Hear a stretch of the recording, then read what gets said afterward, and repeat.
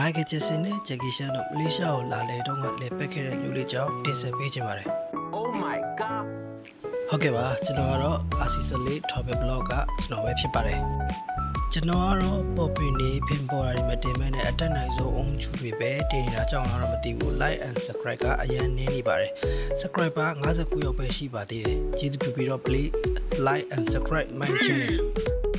ဟုတ်ပြီကျွန်တော်တို့စထွက်လိုက်ရအောင်လင်းပြန်နေတော့မဟုတ်ပါဘူးခင်ဗျလေနဲ့တခြားကြီးစဉ်သွားတော့ရိုက်ထားတဲ့ဟာတွေပါဒါပေမဲ့အထင်ကြီးအောင်တမီထည့်လိုက်တာပါ Okay စလိုက်အောင်ကန်ဒီဟိုင်လန်ကတော့ကွာလာလမ်ပူကနေပြီးတော့တနင်္လာလောက်ကားစီရောက်နိုင်တဲ့နေရာလည်းဖြစ်ပါတယ်ကန်ဒီဟိုင်လန်ကမလေးရှားနိုင်ငံပဟန်းမြို့ကတောင်ကုန်းတစ်ခုပေါ်ကအပတ်ပြည်စကန်တစ်ခုဖြစ်ပါတယ် CDO Entertainment လို့လည်းတည်ထားကြပါတယ်1965ခုနှစ်မှာမလေးရှားစီးပွားရေးလုပ်ငန်းရှင်လောင်ကုန်းထံမှအစတင်တည်ဆောက်ခဲ့တာဖြစ်ပြီးအခုချိန်မှာတော့ Genting Group ကပိုင်ဆိုင်ထားပါတယ်လောင်ကုန်းထံကတော့မလေးရှားနိုင်ငံကိုတရုတ်နိုင်ငံပူကျင်းမြို့ကနေပြီးတော့ပြောင်းလာပြီးတော့ကန်ဒီဟိုင်လန်ကိုအပတ်ပြည်တက္ကသိုလ်ဖြစ်ဖန်တီးခဲ့တဲ့သူဖြစ်ပါတယ်1963ခုနှစ်မှာဒီတောင်ကုန်းကိုတွေ့ရှိခဲ့ပြီးတော့ကမ်မရိုဟိုင်လန်လိုပုံစံအပူရှောင်းအေးမြတဲ့ရာသီဥတုကြောင့်ရွေးချယ်လိုက်တာလည်းဖြစ်ပါတယ်မလေးရှားရဲ့လက်ဗီကလို့တင်စားထားတဲ့ကာစီနိုဟိုတယ်အားကစားပန်းခြံ shopping mall တွေကိုလည်းထည့်သွင်းတည်ဆောက်ခဲ့တာပါကျွန်တော်သွားဖြစ်တော့ရိုက်ထားတဲ့ဗီဒီယိုလေးကိုလည်းအချင်းချုံနဲ့ထည့်ပြီးတော့ဖော်ပြပေးလိုက်ပါတယ်1969ခုနှစ်မှာကားလမ်းကိုတည်ဆောက်ခဲ့ပြီးတော့1981မှာကန်တင်ဟိုတယ်ကိုဖွင့်လှစ်ခဲ့တာပါကားလမ်းကလည်းကမ္ဘာပေါ်မှာအမြင့်ဆုံးမော်တော်ကားလမ်းကိုတည်ဆောက်ခဲ့တာပါကန်တင်ဟိုင်လိုင်းရဲ့အမြင့်ကတော့1865မီတာပေနဲ့ဆိုရင်တော့6118ပေအမြင့်မှာရှိနေတာပါမလေးရှားနိုင်ငံမှာတရားဝင်လောင်းကစားရုံဖြစ်တဲ့ကန်တင်ကာစီနိုရှိလို့လဲကန်တင်ဟိုင်လန်ဆိုတာကနာမည်ကြီးတာပါ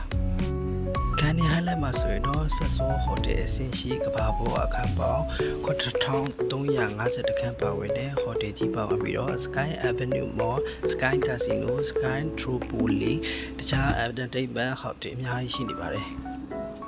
ကေဘကားနဲ့စတက်တဲ့ကလမ်းဘေးမှာရှိသမျှဟောင်းလည်းအကုန်လုံးပတ်ရိုက်တွေ့သမျှတွေလည်းအကုန်လုံးပတ်ရိုက်ပြီးတော့မတ်တက်တင်ကာစီနိုရုံရှိဦးလည်းတက်ဖို့နေသွားရိုက်ဒါပေမဲ့လူပေါ်တော့မဝင်နိုင်ခဲ့ပါဘူး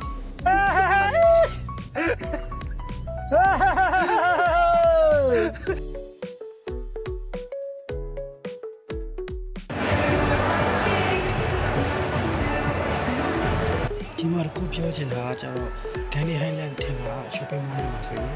ဒီ branded ပစ္စည်းတွေကအရင်ဈေးတက်တာပြီးတော့ save တွေအများကြီးချထားနေရတယ်လို့တွေ့ခဲ့ပါတယ်အထက်မှာစားတော့လည်းပဲပြီးတော့အပြင်ကိုစားထွက်ပါပြီအပြင်မှာဆိုရင်တော့မြူကူးမြူငွေနေနဲ့ရေငွေနဲ့လေတိုင်တော့လည်းအရင်ကျမ်းပြီးတော့မှအရင်အေးလွန်းတဲ့နေရာလို့ပြောလို့ရှိရင်လည်းမမှားပါဘူး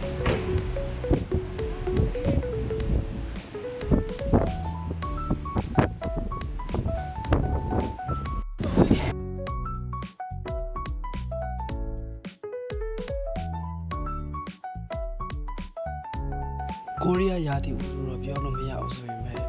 တကယ်မှအေးချမ်းလို့နဲ့မြင်ရသေးတယ်တချို့နေရာတွေမြင်ရသေးတယ်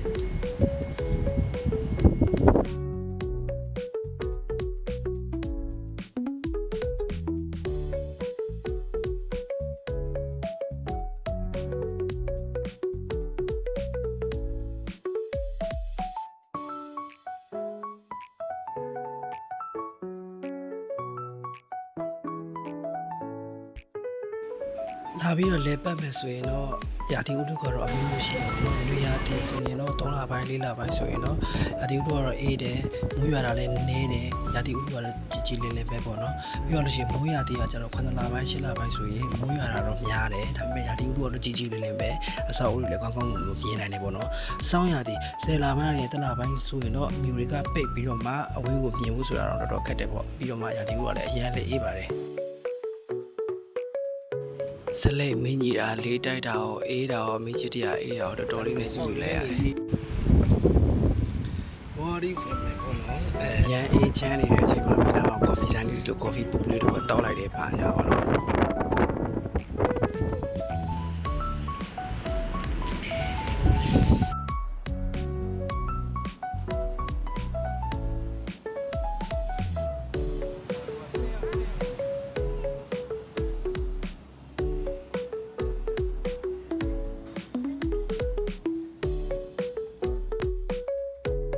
လဲ ပဲလျှောက်သွားလျှောက်စားပြီးတော့အခုဆိုရင်တော့ခေဘက်ကစီပြီးတော့ကျွန်တော်တို့ပြန်มาတော့မယ်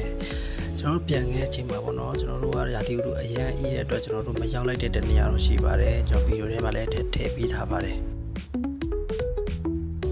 အနီးနားဝန်းကျင်မှာပဲလေပတ်လို့ရတဲ့နေရာကြံခဲ့ပါတယ်အဲဒီနေရာကတော့တရုတ်ဘုရားကျောင်းကြီးဖြစ်ပါတယ်အနီးနားဝန်းကျင်မှာပဲလမ်းလျှောက်ပြီးတော့တွားလို့ရှိရင်လည်းရောက်ပါတယ်နာမည်ကြီးချင်းရွှေကပီတရုတ်ဘုရားကျောင်းကြီးဖြစ်ပါတယ်တောင်ရဲ့အောက်ခြေမှာလည်းကန်နေဟိုင်လန်ကိုတည်ထောင်ခဲ့တဲ့သူကိုကွန်ပျူတာမျိုးဆိုပြီးတော့ကုံတုံးခြာရဆိုတဲ့မြို့လေးလည်းရှိပါသေးတယ်အဲဒီမြို့မှာလည်းတွားလေပတ်လို့ရပါသေးတယ်အဆုံးထိကြည့်ပေးကြတော့လည်းကျေးဇူးတင်ပါတယ်ပျော်ရွှင်စရာနေ့တည်အကျိုးလေးဖြစ်ပါတယ်အားလုံးကိုကျေးဇူးတင်ပါတယ်